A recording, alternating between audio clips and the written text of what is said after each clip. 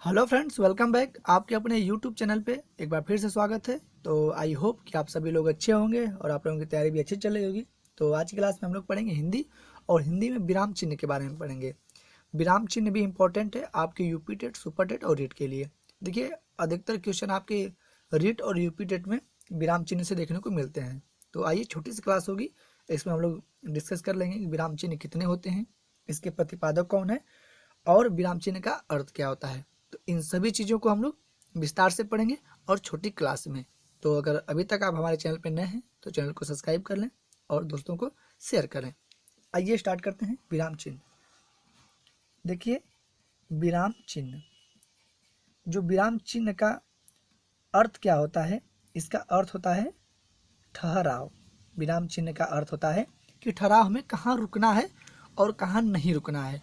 मान लीजिए कोई वाक्य है कि राम स्कूल जाता है, तो हमें कहाँ रुकना है, तो ये एक ठहराव होता है। विराम चिन्ह का जो अर्थ होता है ठहराव, रुकाव। ठीक है। देखिए, विराम चिन्ह के जो प्रतिपादक हैं ये कामता प्रसाद हैं। ठीक है, जो विराम चिन्ह के जो प्रतिपादक है कौन है, कामता प्रसाद। इन्होंने ही विराम चिन्हों के बारे में बताया था कि विराम चिन्ह कितने होते हैं, 20 होते हैं विराम चिन्ह जो कि वाक्यों में प्रयोग किए जाते हैं। कामता प्रसाद जी ने बताया था कि विराम चिन्ह जो होते हैं 20 होते हैं, और इस विराम चिन्ह का जो अर्थ होता है यह क्या होता है, ठहराव होता है। तो आइए विराम चिन्ह के हम लोग भेद देखेंगे और कितने हैं और उनके प्रतीक क्या होते हैं। तो इन चीज़ों को हम लोग स्टार्ट करते हैं। देखिए, जो सबसे इम्पोर्टेंट है वो पहला है क्या, आपका अल्प विराम। अल्प विराम, ठीक है। तो जो अल्प विराम होता है इसका सिंबल क्या होता है, इसको हम लोग कैसे दर्शाते हैं और यह कहाँ पे यूज होता है। तो इन सभी चीज़ों को हम लोग प्रैक्टिस, जब क्वेश्चन प्रैक्टिस करेंगे तो वहाँ पे आप लोगों को मैं बताऊँगा। फिलहाल में उदाहरण के लिए मैं एक दो वाक्य में प्रयोग करके बता दूंगा। आइए अल्प विराम को देख लेते हैं, इसका चिन्ह कैसा होता है, सिंबल कैसा है। देखिए, इसका जो सिंबल होता है ऐसे होता है। ठीक है, ये होता है आपका अल्प विराम। उसके बाद इंपॉर्टेंट है अर्ध विराम। क्या होता है अर्ध विराम, ये कैसा होता है, देखिए ये होता है आपका ऐसे होता है और इस पर छोटी सी बिंदी होती है। ठीक है, ये अर्ध विराम है आपका होगा। अल्प विराम के समझ लीजिए कि अल्प विराम के ऊपर एक बिंदी आप दे देंगे तो क्या हो जाएगा, आपका अर्ध विराम हो जाएगा। और उसके बाद आता है पूर्ण विराम। देखिए, ये प्रायः बहुत प्रयुक्त किए जाते हैं। पूर्ण विराम, किसी वाक्य में अधिक समय के रुकने के लिए पूर्ण विराम लगाया जाता है। ठीक है, तो इसका जो प्रतीक होता है, एक जैसे खड़ी पाई होती है ना, इसी को हम लोग पूर्ण विराम कहते हैं। और उसके बाद होता है प्रश्नवाचक चिन्ह, इसको बोलते हैं प्रश्न चिन्ह। और इसका जो सिंबल होता है आपका, ये आपका होता है ए प्रश्नवाचक चिन्ह। देखिए, बहुतायत में प्रयोग होने वाले यही है, अल्प विराम, अर्ध विराम, पूर्ण विराम और प्रश्नवाचक चिन्ह, जो अधिक प्रयोग होते हैं किसी भी वाक्यों में। तो और भी चीज़ें हैं जो बहुत कम प्रयोग होती हैं। तो आपके जो क्वेश्चन बनेंगे ना, यहाँ से बहुत कम बनेंगे। आपके जो क्वेश्चन बनेंगे यहाँ से बहुत कम बनेंगे, क्योंकि ये बहुत प्रयोग होते हैं। करीब करीब हर वाक्य में इनका प्रयोग होता है। अगर कोई पैसेज है तो आपको उसमें अल्प विराम, अर्ध विराम, पूर्ण विराम और प्रश्नवाचक चिन्ह, और उसमें भी आपका जो अल्प विराम है और पूर्ण विराम, ये अधिक प्रयोग में मिलेंगे। तो आइए उनको भी हम लोग देख लें कि जहाँ से क्वेश्चन पेपर में बनते हैं।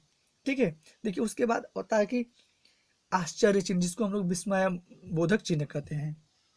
ठीक है, आश्चर्य आपका होता है, देखिए, आश्चर्य चिन्ह जिसको हम कहते हैं। ठीक है, जिसको हम लोग आश्चर्य चिन्ह कहते हैं, इसको उल्टा होता है। ठीक है, ये होता है आपका चिन्ह, जिसको हम लोग विस्मयादि बोधक चिन्ह भी कहते हैं। उसके बाद एक होता है निर्देशक चिन्ह। देखिए, निर्देशक चिन्ह, ठीक है, जो निर्देशक चिन्ह होता है इसका जो, देखिए, यही होता है सिंबल। निर्देशक चिन्ह का सिंबल ये होता है। मान लीजिए जो डैश देते हैं हम लोग, यही क्या होता है, निर्देशक चिन्ह का प्रतीक होता है। उसके बाद आता है कोष्टक। देखिए कोष्टक में आपके बहुत से कोष्टक हो जाएंगे। देखिए कोष्टक में जैसे आपका एक छोटा कोष्टक होता है, फिर बड़ा कोष्टक होता है, फिर मंझला कोष्टक होता है। तो ये कोष्टक है, एक कोष्टक का भी प्रयोग होता है। उसके बाद आपका प्रयोग होता है अवतरण चिन्ह। अवतरण, जिसको अवतरण उद्धरण चिन्ह कहते हैं ना। देखिए अवतरण चिन्ह, अवतरण चिन्ह, ठीक है। इसको हम लोग कैसे प्रतीक करते हैं, देखिए इससे आपका काम होता है ए, एक होता है इसको अवतरण चिन्ह कहते हैं या उद्धरण चिन्ह कहते हैं, ठीक है। उसके बाद उप विराम, जिसको अपूर्ण विराम भी कहते हैं, उप विराम, ठीक है। तो इसका जो प्रतीक होता है आपका, इसका जो प्रतीक होता है ये होता है आपका क्या, अपूर्ण विराम। इसे विसर्ग भी मानते हैं, इसको हम लोग विसर्ग भी माना जाता है कि इसको विसर्ग चिन्ह भी कहा जाता है, ठीक है। तो अगर आपके क्वेश्चन पेपर में पूछेगा कि उपविराम क्या है या अपूर्ण विराम क्या है, तो आप इसको बताएंगे जो विसर्ग है वही उपविराम है और अपूर्ण विराम। उसके बाद आपका आता है विवरण चिन्ह। देखिए आता है आपका विवरण चिन्ह। देखिए विवरण चिन्ह का प्रतीक कैसा होता है, ये देखिए बहुत ही महत्वपूर्ण है। किसी चीज में आप इसको प्रयोग करते हैं, जैसे हेडिंग देते हैं ना, तो वहाँ पे प्रयोग करते हैं, तो इसका प्रतीक ऐसा होता है। उसके बाद आता है पुनरुक्ति सूचक चिन्ह, ठीक है। पुनरुक्ति सूचक चिन्ह, जिसको हम लोग इन्वर्टेड कॉमा कहते हैं, ठीक है। अगर ये आप लोगों ने समझ में आ गया तो पुनरावृत्ति आप इन्वर्टेड कॉमा ही लिख लीजिएगा इंग्लिश में, ठीक है। ये होता है पुनरुक्ति सूचक, जिसको हम लोग कहते हैं सूचक चिन्ह। देखिए इसका होता है इन्वर्टेड कामा जो होता है, इसी को हम लोग कहते हैं। अब उसके बाद आता है लाघव चिन्ह। लाघव चिन्ह आप लोगों को पता होगा, ये प्रायः संस्कृत में अधिक मतलब प्रयोग होते हैं, लाघव चिन्ह। देखिए इसका होता है ऐसे को कि ऐसे होता है, इसको हम लोग क्या कहते हैं, लाघव चिन्ह। उसके बाद होता है लोप चिन्ह। ये भी आपको मैथमेटिक में ज़्यादा देखने को मिलते हैं, जो लोप चिन्ह होते हैं। देखिए इसका जो सिंबल होता है ए डॉट डॉट डॉट डॉट होता नहीं, रिक्त स्थान, तो इसी को हम लोग क्या कहते हैं, लोप चिन्ह। उसके बाद होता है एक पाद चिन्ह, ठीक है। ये होता है एक पाद चिन्ह, ठीक है। तो जो पाद चिन्ह होता है इसका क्या होता है, देखिए जो ये जो डैश वाला होता है ना, इससे थोड़ा सा ऊपर होता है, ठीक है। इससे जो डैश वाला हल्का सा नाम मात्रा पर, यानी समझिए कि नहीं है होता है, लेकिन जो डैश होता है वो थोड़ा बड़ा होता है, लेकिन जो पाद चिन्ह होता है वह क्या होता है, छोटा होता है, ठीक है। डैश चिन्ह के अपेक्षा छोटा होगा, तो ये देखिए छोटा होगा, ठीक है। तो ये होता है आपका डैश चिन्ह का सिंबल। कुछ और चिन्ह है मैं आपको बता दे रहा हूँ, वो भी जहाँ से क्वेश्चन में आपको पूछ देगा, तो आप लोग उसको अगर देखे रहेंगे, समझे रहेंगे, तो आप उसको कर पाएंगे, ठीक है। तो मैं उसको भी बता दे रहा हूँ। देखिए उसके बाद आपका ये होता है दीर्घ उच्चारण चिन्ह, ठीक है। दीर्घ उच्चारण चिन्ह, ये भी आपको किसी हिंदी में गद्य पद्य है, जो दोहा होती है, छंद होती है, उसमें प्रयुक्त किए जाते हैं। जैसे ए नहीं होता ऐसे करके होता है एस टाइप, ये दीर्घ होता है, दीर्घ उच्चारण चिन्ह। उसके बाद होता है एक पाद बिंदु, एक होता है पाद बिंदु, ठीक है। तो इसका जो चिन्ह होता है आपका, ये होता है आपका जिससे भाग का चिन्ह नहीं होता है, वैसा होता है आपका पाद बिंदु। उसके बाद एक होता है हंस पद, हंस पद। देखिए ऐसे होता है इसका चिन्ह, थोड़ा सा सही से नहीं बन पाया है। देखिए ऐसे होता है इसका हंस पद होता है।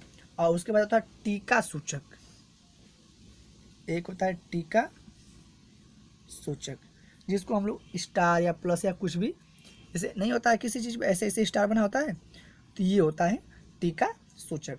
और उसके बाद होता है तुल्यता सूचक। तुल्यता सूचक का मतलब जानते हो, बराबर, कि यह पद बराबर है दूसरे पद के, ठीक है। तो उसको क्या कहते हैं, तुल्यता सूचक। देखिए ये सब इम्पोर्टेंट है, अगर पूछ देगा कि तुल्यता सूचक क्या होता है, तो आप लोग तो बराबर देगा, आप लोग कहेंगे ये तो बराबर का चिन्ह है। ये तुल्यता सूचक क्या होता है, तो ये चीज़ आप लोगों को याद करनी होगी। और उसके बाद एक होता है समाप्ति सूचक। समाप्ति सूचक जिसको हम लोग कैसे इंडिकेट करते हैं, जैसे देखिए ये हो गया, जीरो टाइप होता है, फिर ऐसे होता है, फिर ऐसे ऐसे ऐसे होता है, तो ये होता है आपका समाप्ति सूचक। तो ये थे 20 आपके विराम चिन्ह, ठीक है। एक तरह से आप इनको भेद भी कह सकते हैं। ये 20 विराम चिन्ह हैं जिसको कामता प्रसाद ने बताया था। और विराम चिन्ह का अर्थ होता है ठहराव, रुकना। यह प्रायः प्रयुक्त होते हैं किसी शब्दों में कि किसी कोई वाक्य है, वाक्य में प्रयोग किए जाते हैं कि हमें कहाँ रुकना है और कहाँ पे नहीं रुकना है। जैसा कि मैंने बताया कि विराम चिन्ह का अर्थ होता है ठहराव यानी रुकना। मान लो कोई पैसेज दिया है कि एक जंगल में शेर रहता है, वह खाना खाता है, तो अगर आप नहीं रुकेंगे, जंगल में शेर रहता है, खाना खाता है, जाता है, घूमता है, तो यह जो पैसेज होगा या एक क्या बोलते हैं उसको, सुव्यवस्थित सुसंगठित नहीं होगा, ठीक है। तो उसमें विराम चिन्ह का बहुत महत्वपूर्ण है। तो विराम चिन्ह का मतलब होता है ठहराव। विराम चिन्ह 20 होते हैं और इसको कामता प्रसाद जी ने बताया था। ये हो गए आपके विराम चिन्ह और उनके प्रतीक मैंने आपको बताया, आप लोग नोट कर लीजिएगा और अच्छे से देख लीजिएगा। कुछ और फैक्ट मैं बता दे रहा हूँ कि विराम चिन्ह से क्वेश्चन बनते हैं, ठीक है। तो आइए उसको भी देख लिया जाए। देखिए, जो कामता प्रसाद जी हैं, इन्होंने जो 20 विराम चिन्ह लिए थे, ये मानते हैं कि ये अंग्रेजी शब्दों से लिए थे, ठीक है। मनोवैज्ञानिकों का मानना है और इनका मानना है कि जो विराम चिन्ह है ये क्या है, अंग्रेजी शब्दों से लिए गए हैं। लेकिन केवल एक को छोड़कर, जो क्या है, जो पूर्ण विराम है, इसको छोड़कर जो सभी चिन्ह है वो क्या है, अंग्रेजी चिन्हों से क्या है, संबंधित है। देखिए, जो अल्प विराम है, जो आपका अल्प विराम है, यही एक ऐसा विराम है इसको छोड़कर जो सभी 19 हैं, एक तो ये हो गया और प्लस जो 19 हैं, ये सब क्या है, अंग्रेजी से संबंधित हैं। किससे हैं, अंग्रेजी चिन्हों से संबंधित हैं। तो कभी कभी आपसे पूछ देगा एग्जाम में कि वह कौन सा विराम चिन्ह है, वह कौन सा चिन्ह है जो अंग्रेजी शब्दों से नहीं लिया गया है। तो आपके ऑप्शन में दे देंगे जो 20 हैं और इन 20 में आपके एक अल्प विराम होंगे और 3 इसमें से होंगे। तो ये दे देगा और पूछ देगा कि कौन सा विराम चिन्ह है जो अंग्रेजी